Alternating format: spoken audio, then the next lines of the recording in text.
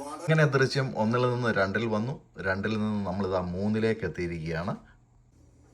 അപ്പം ദൃശ്യം 1 ഇറങ്ങിയപ്പം 2 ഇറങ്ങും എന്ന് നമുക്കറിയില്ലായിരുന്നു. 2 ഇറങ്ങിയപ്പം 3 എന്ത് കഥയാണെന്ന് വിചാരിച്ചു. ഇനി 3 മാത്രമല്ല 4 ഇറങ്ങും. അതേ രീതിയിൽ സംവിധാനം ചെയ്യാൻ കഴിവുള്ള ആളാണ് നമ്മുടെ സംവിധായകൻ ജിത്തു ജോസഫ്.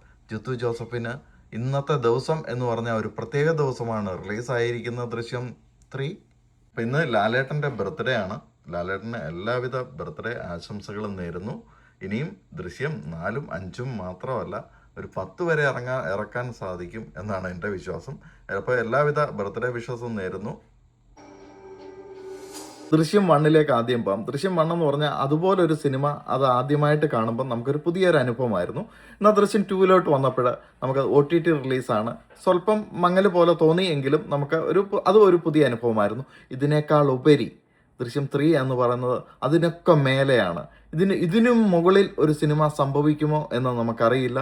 ഇതിൽ വയലൻസ് ഉണ്ട്, അതുപോലെ ജോർജ് കുട്ടിയുടെ സമ്മർദ്ദങ്ങൾ, അതിനെ അതിജീവിക്കുന്നത്, അതൊക്കെ ഒരു വ്യത്യസ്തതയോടെ നമുക്കത് കാണുവാനായിട്ട് ഈ സിനിമയിൽ സാധിക്കും. ഇതിനെക്കുറിച്ച് എന്ത് പറയണം എന്നറിയില്ല.